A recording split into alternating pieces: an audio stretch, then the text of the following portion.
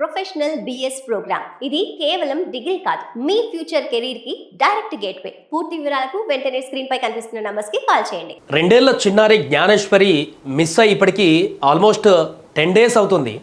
ఇంకా ఎలాంటి ఆచూకీ లభించలేదు. జ్ఞానేశ్వరి ఎక్కడికి వెళ్ళింది, ఆ తోటలోకి వెళ్ళిన తర్వాత ఏమైపోయింది అనేది ఇంకా మిస్టరీగా మారింది. ఈ నేపథ్యంలో నిన్న ఎన్డీఆర్ఎఫ్ కానీ ర్యాపిడ్ స్పెషల్ ఫోర్సులు కానీ అన్ని సోదాలు చేసినా కూడా ఇంకా ఎలాంటి ఆచూకీ లేదు. ఈ సందర్భంగా ఆ చిన్నది 2 ఏళ్ల చిన్నది బుడిబుడి అడుగులు వేసుకుంటూ అక్కడ ఇంట్లో తను ఏ రకంగా ఉండేది, రోజు ఎంత యాక్టివ్గా ఉండేది అనేటువంటి దానికి సంబంధించిన వీడియోస్ ఒకటి బయటికి రావడం జరిగింది. ఇప్పుడు ఆ చిన్నారి ఇప్పుడు తప్పిపోయినటువంటి ప్లేస్ ఇది జ్ఞానేశ్వరి. అంతకుముందు కూడా ఇలా వాళ్ళ తండ్రి కానీ లేకుంటే ఎప్పుడన్నా బయటికి వెళ్ళేటప్పుడు ఇలా ఫాలో అవుతుందన్నమాట. ఎగ్జాక్ట్గా ఇదే లొకేషన్ దగ్గర ఇప్పుడు పాప మిస్ అయింది. కారులో వెళ్తుంటే వాళ్ళ తండ్రి కావచ్చు, తన వెనక పరిగెట్టుకుంటూ వెళ్తుంది, నేను కూడా వస్తానని చెప్పేసి. ఇలా తను ఎప్పుడు తండ్రి బయటకు వెళ్ళినా కూడా తన వెనక నేను వస్తానని చెప్పేసి వెళ్తున్న అటువంటి అలవాటు ఉంది కాబట్టి ఏ పిల్లలకైనా తండ్రి బయటకు వెళ్తుంటే నేను కూడా వస్తాను మారం చేస్తుంటారు కాబట్టి అలా జ్ఞానేశ్వరి ప్రతిసారి కూడా బయటకు వెళ్ళేటప్పుడు ఇలా తండ్రి వెనక పరిగెత్తుకుంటూ వెళ్ళేది. ఇది అంతకుముందు ఒకసారి కారులో వెళ్తున్న సందర్భంలో వెనక వాళ్ళ మదర్ వస్తూ పట్టుకోవడానికి వచ్చినటువంటి సందర్భం చూస్తున్నాం. ఒకసారి దీన్ని మళ్ళీ చూస్తే ఎగ్జాక్ట్గా ఇదే ప్రాంతంలో ఇక్కడి వరకు పరిగెత్తింది జ్ఞానేశ్వరి. ఈ చెట్టు పక్కనే మాయమవడం జరిగింది. ఇప్పుడు రీసెంట్గా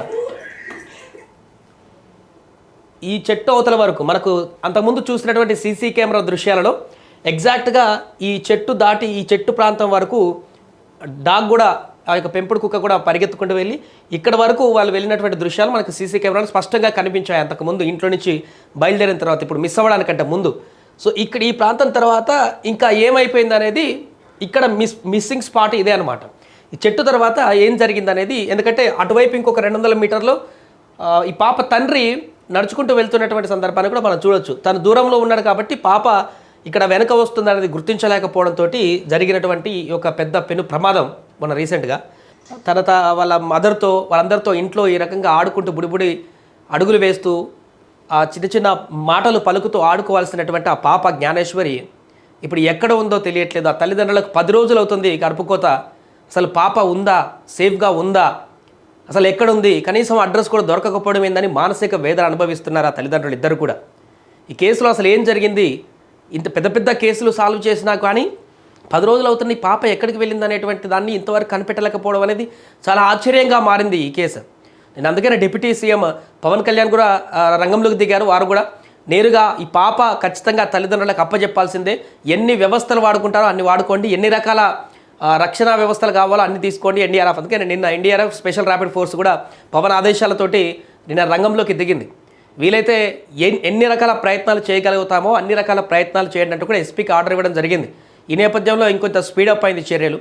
ఏదేమైనా కూడా 10 రోజుల నుంచి కనపడకుండా పోయినటువంటి పాప చాలా ఆందోళనకు గురి చేస్తుంది. అసలు ఏమైంది పాపకి, కనీసం ఆచూకీ కూడా లభించకపోవడం ఏంటి, అక్కడ ఏదైనా జంతువు ఏమైనా చేసిందా, లేకుంటే ఎవరైనా కిడ్నాప్ చేశారా, లేకుంటే ఏం జరిగింది, కనీసం ఒక్క ఆనవాళ్ళు కూడా దొరకకపోవడం అనేది అనేక సందేహాలకు తావిస్తోంది.